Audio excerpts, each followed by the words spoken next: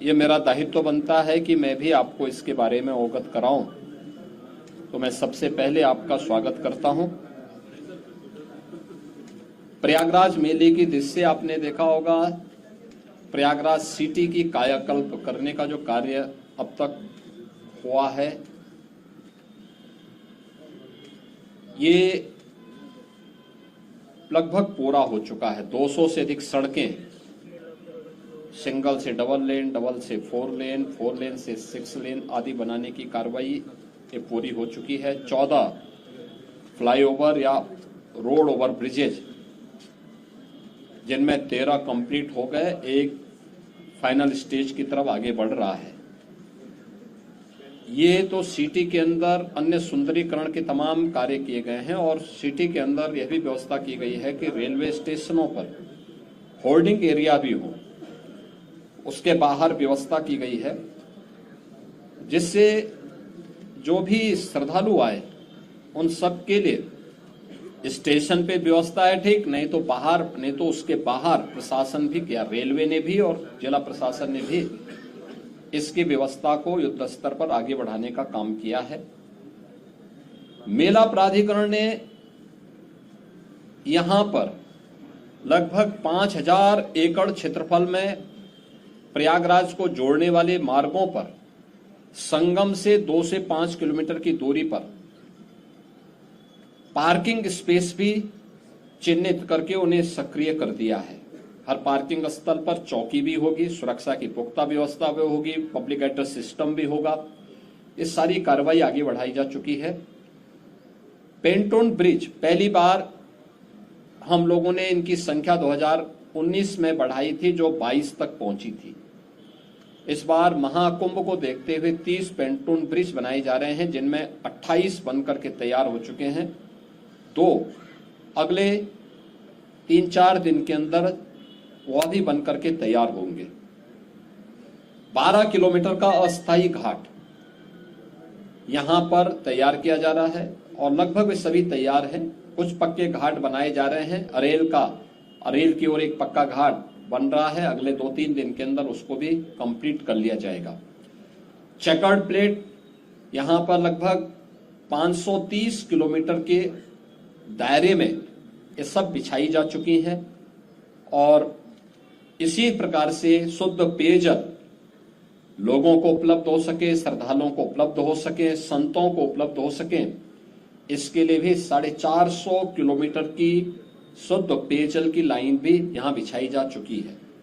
मेला अपना एक शेप लगभग ले चुका है कि वो संस्थाओं को आना, बाकी ये संस्थाएं आ रही हैं। 7000 से अधिक संस्थाएं अब तक आ चुकी हैं। 1.5 लाख से अधिक टेंटेज की व्यवस्था मेला प्राधिकरण ने यहां के लिए किया है और यह कार्यक्रम युद्ध स्तर पर आगे बढ़ रहा है और लोगों में उत्साह है। देश और दुनिया प्रयागराज कुंभ में आने के लिए उत्सुक है। उत्तर प्रदेश और देश के इस सबसे बड़े आध्यात्मिक और धार्मिक समागम को अपनी आंखों से देखना चाहता है।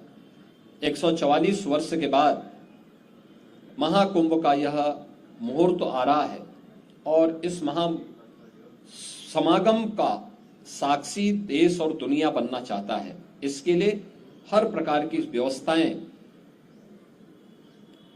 डबल इंजन की सरकार ने, केंद्र और राज्य सरकार ने मिलकर के, यहां पे प्रशासन और पुलिस ने मिलकर के, मेला प्राधिकरण के साथ मिलकर के इन सभी कार्यक्रमों को युद्ध स्तर पर आगे बढ़ाने की तैयारी की जा रही है और जनवरी प्रथम सप्ताह तक संस्थाएं भी आ चुकी होंगी, तैयारियां पूरी हो चुकी होंगी।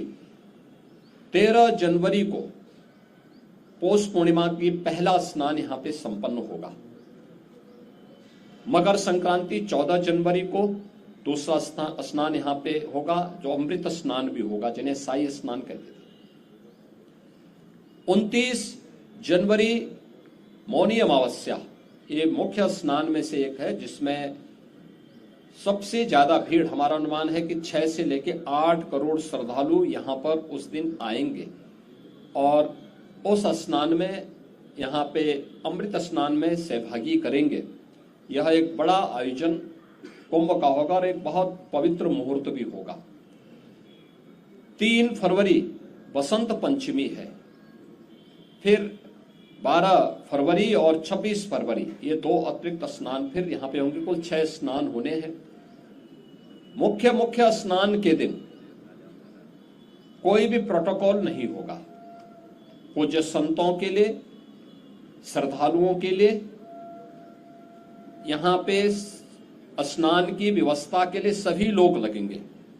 सभी स्नान पर संतों के स्वागत के लिए, श्रद्धालुओं के अभिनंदन के लिए सरकार के स्तर पर, मेला प्राधिकरण के स्तर पर पुष्प वर्षा की व्यवस्था भी रहेगी और उसके लिए हम लोग पूरी तैयारी कर रहे हैं, क्योंकि ये दुर्लभ संजोग है।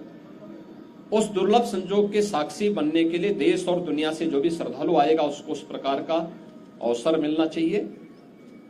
प्रकृति और परमात्मा की कृपा से, भगवान प्रयागराज की कृपा से, द्वादश माधव की कृपा और मां गंगा और मां यमुना की कृपा से ये पूरे कार्यक्रम सकुशल संपन्न हो। आज इस दृश्य से मैंने यहाँ बैठक की है, पूजा भी की है और आप सबके सहयोग से इस पूरे आयोजन को पूरी भव्यता के साथ यहाँ पे आयोजित करने का गौरव यहाँ पे डबल इंजन की सरकार को प्राप्त होगा, प्रयागराज मेला प्राधिकरण को प्राप्त होगा और प्रयागराज वासियों को प्राप्त होगा। मेरी प्रयागराज वासियों से ये अपील होगी कि स्वच्छता का और आतिथ्य सेवा का जो उदाहरण प्रयागराज ने इससे पहले किया है 2019 के कुंभ में, उससे अच्छा अवसर इस बार उनके सामने आने जा रहा है और हमारा प्रयागराज तो उसके लिए वैसे भी जाना जाता है। तो आतिथ्य सेवा के साथ साथ स्वच्छता का एक उत्कृष्ट उदाहरण प्रयागराज प्रस्तुत करेगा। इस विश्वास के साथ मैं वर्ष 2025 की अपनी मंगलमय शुभकामनाएं पूरे प्रदेशवासियों को देता हूं।